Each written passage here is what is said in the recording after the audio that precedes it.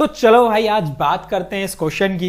Area under the curve का ये question है, आपको जानना बहुत जरूरी है क्योंकि आप प्रिपेयर कर रहे हो 2025 के लिए, तो आपके लिए बहुत ज्यादा इंपॉर्टेंट है।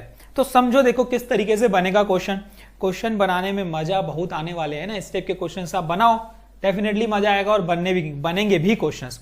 तो देखिए, तो welcome you all to my channel पढ़ लो। और आज हम यहाँ पे ये क्वेश्चन डिस्कस करने वाले हैं। उससे भी पहले अगर आप नए हो इस चैनल पे तो सब्सक्राइब भी कर लो ताकि कंटिन्यूअसली आपको कॉन्सेप्ट और क्वेश्चंस मिलते रहे, क्योंकि हम यहाँ पे बहुत सारे क्वेश्चंस का सॉल्यूशन देने वाले हैं, कॉन्सेप्ट सीखने वाले हैं और बहुत सारे कुछ भी इंपॉर्टेंट पार्ट्स हम सीखेंगे।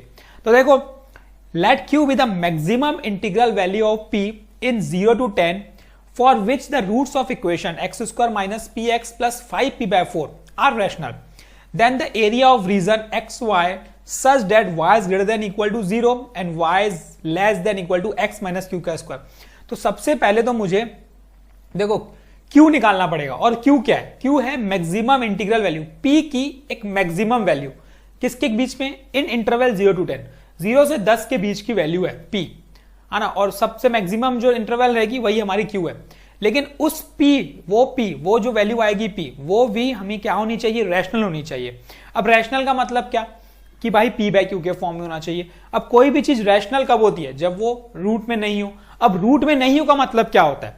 जब उस क्वाड्रेटिक इक्वेशन का जो डिस्क्रिमिनेंट होगा, तो एक शॉर्ट टर्म में समझो भाई कि डिस्क्रिमिनेंट परफेक्ट स्क्वायर होना चाहिए। अगर वो परफेक्ट स्क्वायर हो तो वो रूट के बाहर हो जाएगा, रूट के बाहर मतलब रैशनल। तो इतना समझ लिए हमने कि अगर ये क्वाड्रेटिक इक्वेशन है तो इस क्वाड्रेटिक इक्वेशन का डिस्क्रिमिनेंट जब भी परफेक्ट स्क्वायर होगा, जिस पॉइंट पे परफेक्ट स्क्वायर होगा, है ना, वहां पे वो रैशनल कहलाएगा। वहां पे उसके रूट्स हो जाएंगे, वो रैशनल हो जाएंगे। तो डिस्क्रिमिनेंट होता क्या है? b² - 4ac, है ना, ये होता है। b क्या है मेरा? माइनस p, तो ये p² माइनस 4 × 1 × 5p/4। तो यहां से ये 4 कैंसल, क्या मिला? p² - 5p। अब ये देखना पड़ेगा हमें कि p की ऐसी कौन सी वैल्यू है जिसपे ये डिस्क्रिमिनेंट जो है वो परफेक्ट स्क्वायर बन जाए।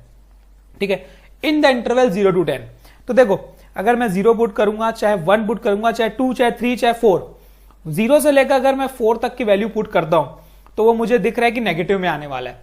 ठीक है, क्योंकि देखो क्लियरली विजिबल है p² - 5p। तो 0 से लेकर 4 तक की वैल्यू पे 0 पुट करूंगा, चाहे 1 पुट करूंगा, चाहे 2 पुट करूंगा, चाहे 3 पुट करूंगा और चाहे 4 पुट करूंगा। हो गया कि भाई p 0 भी नहीं हो सकता, 1 भी नहीं हो सकता, 2 भी नहीं हो सकता, 3 भी नहीं हो सकता, 4 भी नहीं हो सकता, क्योंकि इन सब केसेस में d हमारा <0 हो जाएगा। ठीक है, आगे चेक करते हैं।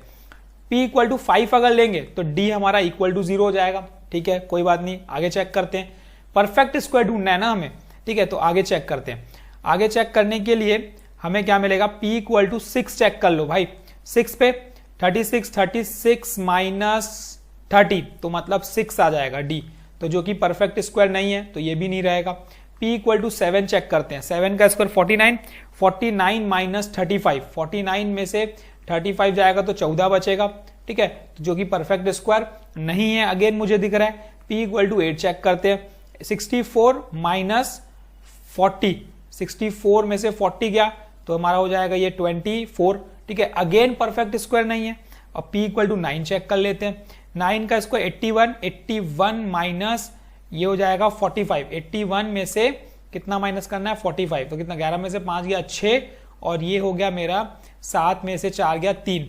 अरे वाह, तो डिस्क्रिमिनेंट 36। तो इसका मतलब ये परफेक्ट स्क्वायर बॉस आ चुका है।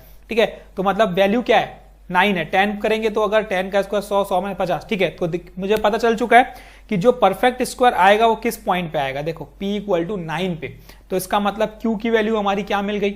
9 मिल गई।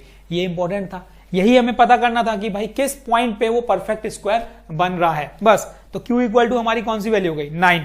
तो मुझे जो ग्राफ मिलना है वो क्या मिल गया? y = x - 9 का होल स्क्वायर, है ना। तो x - 9 का होल स्क्वायर कैसे बनाओगे?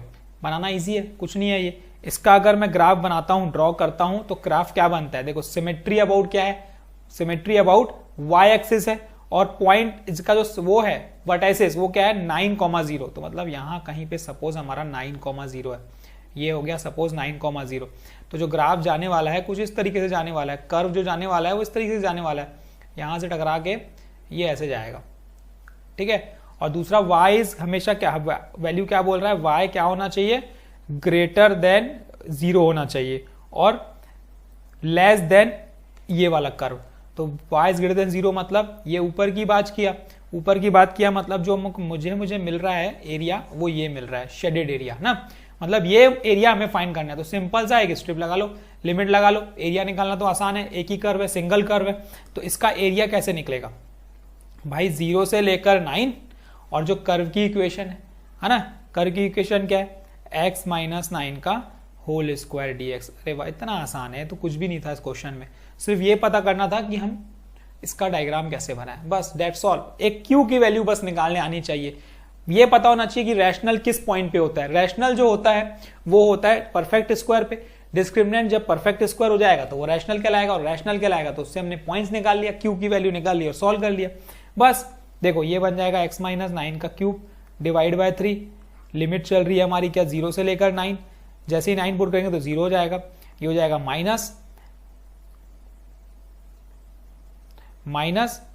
ऑफ 9 का क्यूब, तो ये प्लस बन जाएगा 9 का क्यूब डिवाइडेड बाय 3। देखो 9 के क्यूब की बात करोगे तो 9 इंटू 9 इंटू 9 ये हो जाएगा हमारा 729 डिवाइड बाय 3। इसको सॉल्व कर लो भाई, क्या हो जाएगा 243, कैंसल आउट करोगे तो 243 इसका आंसर आ जाएगा।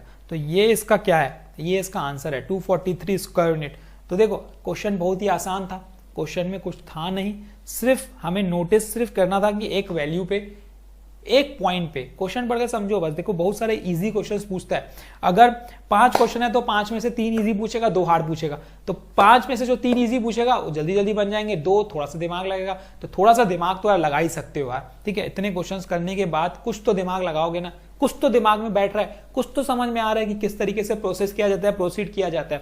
तो ऐसे ही बस समझते रहना है ताकि हमें क्वेश्चंस बनते रहें, क्योंकि हम बहुत सारे क्वेश्चंस करने वाले हैं, स्टार्ट किए हैं तो चलते जाएंगे, ठीक है, रुकेंगे नहीं। तो रुकना नहीं है, चलते जाना है बिल्कुल, भले स्टेप बाय स्टेप धीरे धीरे चलो पर चलना है, रुकना बिल्कुल भी नहीं है, ठीक है। तो हम डेली क्वेश्चंस लाएंगे, हम अब कोशिश करेंगे कि हम अब ज्यादा नंबर ऑफ क्वेश्चंस यूट्यूब में डालें, ठीक है, आपके लिए। अब अभी तक हम 1 डाल रहे थे, अब हम कोशिश करेंगे उसको 2 बढ़ाएं, फिर हम कोशिश करेंगे उसको और नंबर ऑफ क्वेश्चंस को बढ़ाएं। तो बस आपका सपोर्ट चाहिए और कुछ नहीं, आपका सपोर्ट हमारी मोटिवेशन है, आपका सपोर्ट हमारा मोटिवेशन है, हम आगे बढ़ेंगे अगर आप साथ दोगे तो, ठीक है। आप शेयर करो दोस्तों में, बोलो सब्सक्राइब करें, चैनल को थोड़ा सा ग्रोथ मिले ताकि हम और क्वेश्चंस कॉन्सेप्ट्स कंटिन्यूअसली इस पे लाते रहें, डेडिकेटेड टू यू, ठीक है। तो thank you and all the best, keep practising. हम फिर मिलेंगे एक नए क्वेश्चन के साथ, तब तक के लिए समझो, कुछ कॉन्सेप्ट नहीं समझ में आता तो बिल्कुल पूछो। Thank you.